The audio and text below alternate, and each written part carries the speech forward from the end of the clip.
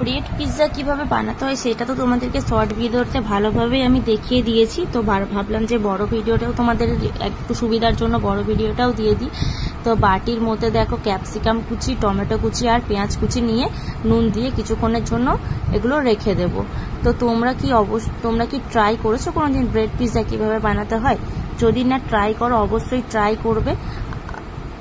এটা কিন্তু খেতে দারুণ হয়, অল্প কিছু খরচের মধ্যে অল্প কিছু জিনিসের মধ্যে এই ব্রেড পিৎজাটা কিন্তু দারুণ। তো দেখো আমি নুন দিয়ে কিছুক্ষণের জন্য এটা মেখে রেখে দিচ্ছি। নেক্সট পার্টে চলে যাবো, এরপর কি করতে হবে সেটাও তোমাদেরকে দেখিয়ে দেবো। শর্ট ভিডিওতে আশা করি তোমরা বুঝতেই পেরেছো কিভাবে বানাতে হবে। তো আমি এখানে 3টে ব্রেড নিয়ে নিয়েছি। 3টে ব্রেড নিয়ে নেওয়ার পর আমি দিয়ে দিচ্ছি ওপর থেকে কিষান সস যদি নাও তোমরা দাও, তোমরা এখানে পিৎজা সসও ইউজ করতে পারো। পিৎজা সস দিলে খেতে কিন্তু আরও টেস্টি হবে। আমার কাছে পিৎজা সস ছিল না, তাই আমি কিষান সস দিয়ে জিনিসটা তৈরি করেছিলাম। তো ভালো করে ছুরি দিয়ে আমি ভালো করে মাখিয়ে নিচ্ছি। তোমরা একটা হাতে করেও মাখিয়ে নিতে পারো বা এটা মাখানোর যে চামচ দিয়েও তোমরা মাখিয়ে নিতে পারো। তো 3টে ব্রেড ভালোভাবে মাখিয়ে নেওয়ার পর আমি নেক্সট কি করতে হবে সেটা তোমাদেরকে দেখিয়ে দিচ্ছি। পিৎজা খেতে কার কার ভালো লাগে আমাকে কিন্তু কমেন্ট করে অবশ্যই জানাবে। আমার তো পিৎজা খেতে দারুণ লাগে, আমার তো চিকেন পিৎজা সব থেকে হচ্ছে ফেভারিট। তো তারপরে দেখো ওপর থেকে আমি দিয়ে দিচ্ছি মিওনিজটা 3টে ব্রেডের ওপর ভালোভাবে মাখিয়ে নেব। যেরকমভাবে সসটা আমরা মাখালাম সেরকমভাবে 3টে মিওনিজ মাখিয়ে নেব। তোমরা আবার ভেবো না যে আমার মিওনিজটা শেষ হয়ে গেছে তাই আমি টিপে বের করছি, কারণ মিওনিজটা অনেকটা ছিল, একটা হাতে করে বার করছিলাম তাই ভালোভাবে বের করা হচ্ছিল না। তো চাকু দিয়ে আবার ভালো করে মিওনিজটা 3টে ব্রেডের মধ্যে মাখিয়ে নিচ্ছি। মাখিয়ে নেওয়ার পর নেক্সট কী করতে হবে সেটা তোমাদেরকে জানিয়ে দিচ্ছি। আশা করি আমার ভিডিও তোমাদের অনেক ভালো লাগছে। যদি ভালো লাগে আমাকে অবশ্যই ফলো করো, সাবস্ক্রাইব করো আর লাইক কমেন্ট করতে ভুলো না।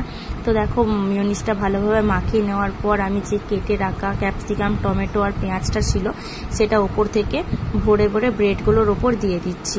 যতটা ছিল সবই 3টে ব্রেডের ওপর দিয়ে দিচ্ছিলাম, কারণ 3টে ব্রেডেরই পিৎজা বানিয়েছিলাম। তো দিয়ে দেওয়ার পর আমি ওপর থেকে কি দেখো গ্রেট করে রেখেছিলাম, এটা আমুলের চিজ, তোমরা যে কোনো কোম্পানির চিজ ইউজ করতে পারো। চিজটা গ্রেট করে রেখে আমি ওপর থেকে দিয়ে দিচ্ছিলাম চিজগুলো ভরে হাতে করে টিপে একটু বসিয়েও দিচ্ছিলাম। এগুলো করে নেওয়ার পর আমাদের রেডি হয়ে গেল ফার্স্ট কাজ। এরপরে সেকেন্ড কাজ কি, তাওয়াটা গরম করে নিচ্ছি। তাওয়া গরম করে নেওয়ার পর আমি কি করছি, বাটারটা ভালো মতো করে তাওয়াটার মধ্যে লাগিয়ে দিচ্ছি। বাটার অনেকটা পরিমাণ বাটার দিয়েছিলাম যাতে চিজগুলো বলতে যখন টাইম লাগবে বাটারটা তো অনেকটা দিতে হবে, তাই না? তো বাটারটা দিয়ে দেওয়ার পর আমি কি করব, ব্রেডগুলো একটা করে তাওয়ার মধ্যে দিয়ে দেবো। দেখো অনেকটা বাটার দিচ্ছি, বাটারটা গলে যাওয়ার পর নেক্সট আমরা ব্রেডগুলো তাওয়ার মধ্যে দিয়ে দেবো। তো ব্রেডগুলো দিয়ে দেওয়ার পর আমি এটা কি করব, নেক্সট কি করতে হবে সেটা তোমাদেরকে দেখিয়ে দিচ্ছি। বাটারগুলো দিয়ে দেওয়ার পর আমি কি করব, ঢাকা দিয়ে রেখে দেবো কিছুক্ষণের জন্য। যতক্ষণ না চিজটা গলছে ততক্ষণ আমি কি করব, ঢাকা দিয়ে রেখে দেবো। দেখবে বেশিক্ষণ যেন ঢাকা দিয়ে রেখো না, তাহলে পুড়ে যাবে কিন্তু ব্রেডটা। বেশিক্ষণ লাগবে না, টাইম কিছুক্ষণের মধ্যে হয়ে যাবে। তো দেখো ঢাকাটা খুলে নেওয়ার পরে রেডি হয়ে গেছে আমাদের ব্রেড পিৎজা। চিজটা দেখো একদম সম্পূর্ণ গলে গেছে। ওপর থেকে চিলি ফ্লেক্স ছড়িয়ে দেওয়ার পরই আমি এটা খেয়ে নেব। আর খেতে কিন্তু সত্যিই দারুণ হয়েছিল, তোমাদেরকে হয়তো বলে বোঝাতে পারবো না কতটা টেস্টি হয়েছিল, বাট অনেকটা সুন্দর হয়েছিল খেতে।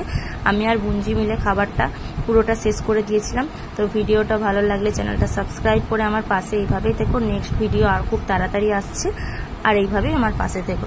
তো টাটা।